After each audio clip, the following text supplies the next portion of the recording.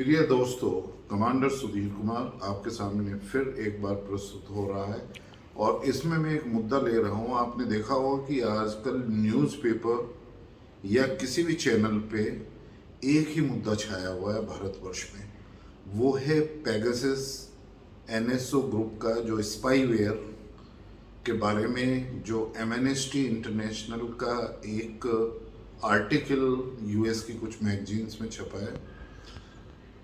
उसमें क्या बोला है कि एनएसओ एक इज़राइल का ग्रुप है और वो ऐसे सॉफ्टवेयर बनाता है जिससे स्पाइंग की जा सकती है। और उन्होंने जो पेगासस स्पाईवेयर जो बनाया है, एक सॉफ्टवेयर बनाया है, इसके द्वारा किसी भी आदमी की किसी भी गोपनीय जानकारी को उसके बगैर पता चले पता लगाया जा सकता है। लेकिन भारतवर्ष में क्या हुआ है कि उस चीज़ की पूरी गहराई से जांच होने के बजाय, उसको समझने के बजाय कि क्या वो आर्टिकल आया, एमनेस्टी इंटरनेशनल ने क्या फिर उसके बाद में दूसरा स्टेटमेंट दिया, कोई भी समझने की कोशिश नहीं करता। और उसका रिजल्ट होता है कि पार्लियामेंट में एक तरफ से उसमें आपस में छीटाकशी होने लगती है और पार्लियामेंट का जो टाइम है वो उसमें गंवाया जाता है। मैं आप सभी को यह बताना चाहता हूँ कि क्या ये स्पाई चीज़ें जो यूज होती हैं स्पाईवेयर की, ढंग अलग अलग होते थे। इवन पुराने समय में भी, चाहे वो वर्ल्ड वार 1 हो, वर्ल्ड वार 2 हो, या कोल्ड वार का टाइम हो या नॉर्मल टाइम हो, किसी भी देश में अलग अलग कंट्री अलग अलग तरीके से इन मेथड्स का, स्पाई का यूज़ करते हैं। और ये मेथड जैसे जैसे हमारी टेक्नोलॉजी का इम्प्रूवमेंट होता जा रहा है, उसी तरीके से कुछ सॉफ्टवेयर बेस्ड थे, कुछ मोबाइल में सॉफ्टवेयर बेस्ड, एप्लीकेशन बेस्ड। और अब ये जिस तरीके से डिजिटल ट्रांसफॉर्मेशन पूरे वर्ल्ड में होती जा रही है, हम एक कनेक्टेड वर्ल्ड में हैं। सभी को पता है कि साइबर सिक्योरिटी अटैक ऑलरेडी हो रहे हैं। डार्क नेट में ये सारा का सारा धंधा चलता है पीछे से, जिसमें बड़ा मुश्किल होता है पता करने के लिए। तो ऐसे ही समय में जब हम इस एक टेक्नोलॉजी ट्रांसफॉर्मेशन के युग से गुजर रहे हैं, उसमें टेक्नोलॉजी के कुछ खतरे भी होते हैं। और उसी में एक चीज़ सामने आई है, एनएसओ ग्रुप का बहुत ही पावरफुल एक सॉफ्टवेयर आया है, जो कह सकते हैं आप उसको स्पाईवेयर आया है, और उसका नाम है पेगासस।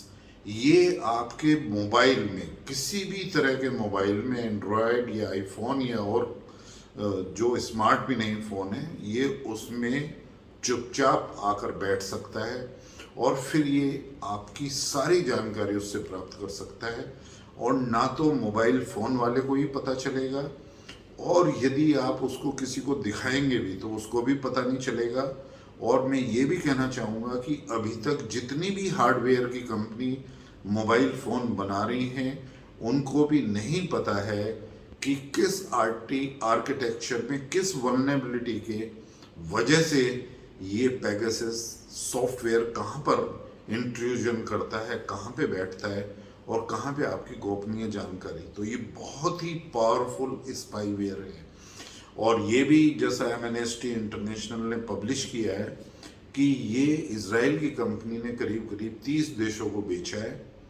और उसका जो सबसे ज़्यादा जो प्रयोग हो रहा है, वो चाहे यूएस या और किसी कंट्रीज़ में, या इससे पहले भी जो ये एनएसओ ग्रुप जो सॉफ्टवेयर बनाती रही है, उसका प्रयोग फेडरल एजेंसीज, इन्वेस्टिगेटिंग एजेंसीज और ये जो डिफरेंट गवर्नमेंट हैं वो उनका पता करते रहे हैं कि कौन कौन हीनियस क्राइम में इन्वॉल्व हैं, कौन देश के खिलाफ जो है ना काम कर रहे हैं, कौन टेररिज्म एक्टिविटीज़ में, और जो पूरा फ्लैश ट्रेड है या ड्रग्स का जो ट्रेड है, या जो और दूसरी तरीके के जो धंधे, जो criminal gangs, mafia gangs world over चला रहे हैं, उनको पता करने के लिए।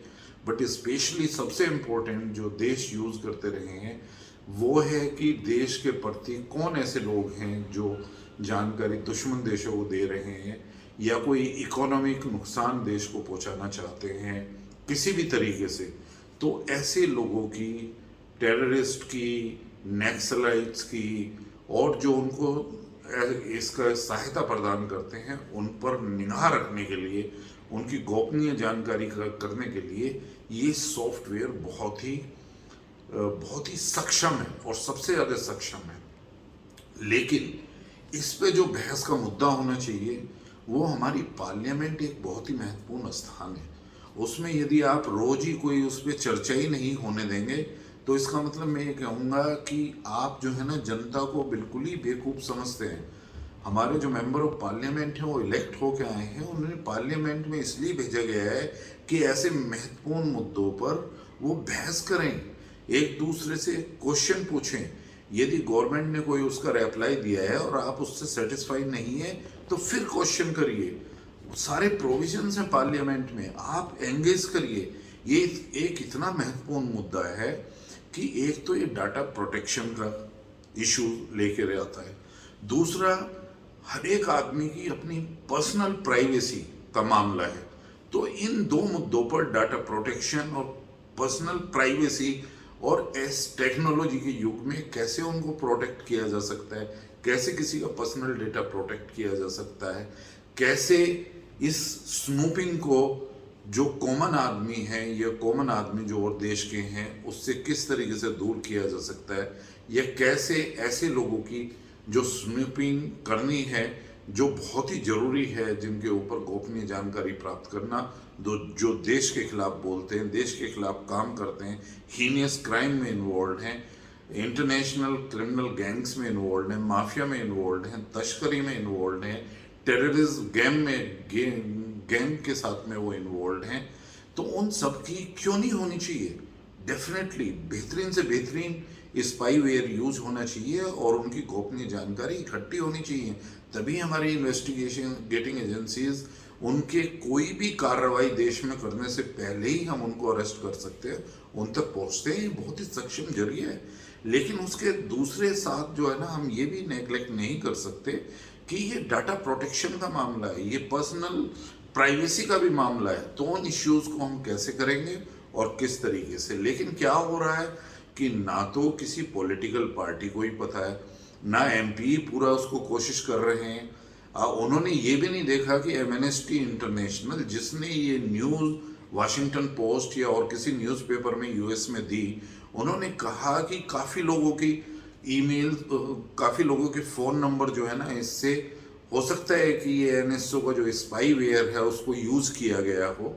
लेकिन अगले ही दिन उन्होंने खंडन कर दिया। उन्होंने कहा कि हमने ऐसा महसूस किया है, जो ऑडिट किया है, कि यस, ये एनएसओ का स्पाईवेयर जो पैगासस है वो इतना पावरफुल है, ये सारी चीज़ें कर सकता है।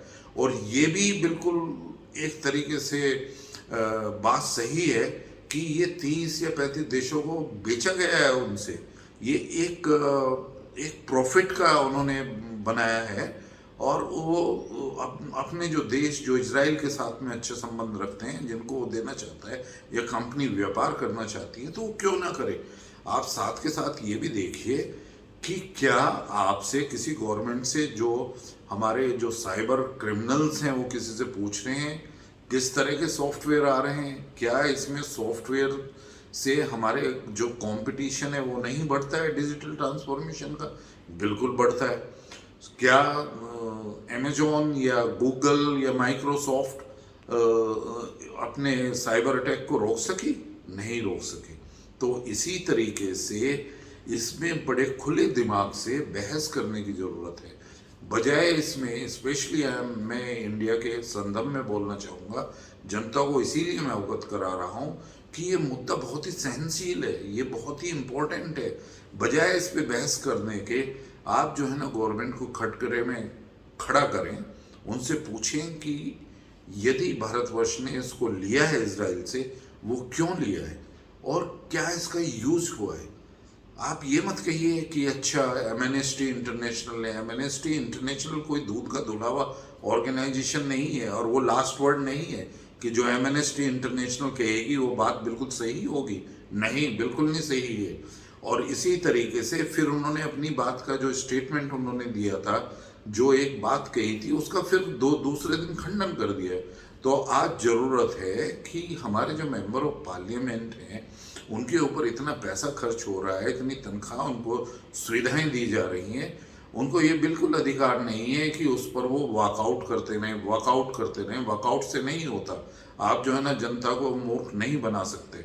हम सब लोग बहुत ही सतर्कता के साथ में आपका बिहेवियर देख रहे हैं। आप इस पे बहस करिए। यदि गवर्नमेंट के एक प्राइम मिनिस्टर ने, जो हेड ऑफ द इंडिया है गवर्नमेंट का, उसने एक स्टेटमेंट दिया है कि आप जो है ना बताइए, यदि इस पे बहस करिए। हमने कोई ऐसा यूज़ उसका नहीं किया है। उसमें आईटी मिनिस्टर का भी उसमें एक स्टेटमेंट आ गया पार्लियामेंट में, उन्होंने भी कहा है कि इसका कोई भी ऐसा प्रयोग नहीं हुआ है। तो आप क्यों नहीं उनकी बात मारते? और यदि आपको किसी बात पे बहस करनी है, पूछना है, तो उसका रिप्लाई लीजिए, उसमें एक बहुत ही कंस्ट्रक्टिव डायलॉग करिए, बैठिए। और जो मैंने बताया उसमें जो दो मुद्दे एमर्ज होते हैं कि यदि ऐसे स्पाईवेयर को टेररिस्ट ऑर्गेनाइजेशन के, नक्सलाइट ऑर्गेनाइजेशंस के, ये जो हिडन जो नेटवर्क है, जो देश के दुश्मन हैं उनको फाइंड आउट करने के लिए है, या पुलिस के जो हीनियस क्राइम्स हैं उनको इन्वेस्टिगेशन करने के लिए है, या जो इंटरनेशनल गैंग्स हैं उनको फाइंड आउट करने के लिए हमारी इन्वेस्टिगेटिंग एजेंसी उसका प्रयोग करती हैं, तो उस पर बात करिए। और ये भी बात करिए कि पर्सनल प्राइवेसी का क्या होगा, डाटा प्रोटेक्शन का क्या होगा। तो इसी के साथ मैंने आज जो ये पेगासस का जो एनएसओ सॉफ्टवेयर है, ये इज़राइल का एक एनएसओ ग्रुप है, और ये एनएसओ ग्रुप इस तरह के स्पाईवेयर और उससे पहले सॉफ्टवेयर बनाने में बहुत ही सक्षम कंपनी है। इनकी टेक्नोलॉजी सबसे अच्छी है एज ऑफ नाउ, आज के दिन में सबसे अच्छी है। और वो ऐसा स्पाईवेयर नेटवर्क है कि आपके मोबाइल में यदि वो स्पाईवेयर नेटवर्क बैठ जाएगा तो आपको बगैर बताए कहीं पे भी फ़ोटो खींचता रहेगा, आपकी जीपीएस से लोकेशंस लेता रहेगा, वो आप जहाँ भी बैठे हुए हैं वर्किंग या आपके घर पे, वो सारी बातें सुनता रहेगा। जितना भी कम्युनिकेशन आप अपने मोबाइल से करेंगे वो उन सबको सुनता रहेगा, और उस सारी इंफॉर्मेशन गैदर करने से वो बिल्कुल आपका एक जो प्रोफाइल है कि आप कहाँ पर बात कर रहे हैं, क्या सोच रहे हैं, किन ग्रुप के साथ मिल रहे हैं, क्या आपकी थिंकिंग है, वो सारे के सारे उससे जो है ना पता करी जा सकती है। तो मेरे ख्याल से मैंने पूर्णतः जानकारी आम आदमी, आम भारतीय के लिए रखी है। यदि आपको ये वीडियो पसंद आया तो आप इसको लाइक करिए, और यदि आप लाइक करेंगे तो फिर आपसे मेरा एक तरीके से रिक्वेस्ट है, अनुरोध है कि आप इसको, मेरे चैनल को, YouTube channel Pulse Beat of India को सब्सक्राइब करें। मैं फिर इसी तरीके से आपके समक्ष इस तरीके के मुद्दे जो देश के लिए या देशवासियों के लिए बहुत ही अहम है, उनके आपके सामने प्रस्तुत करता रहूँगा। धन्यवाद।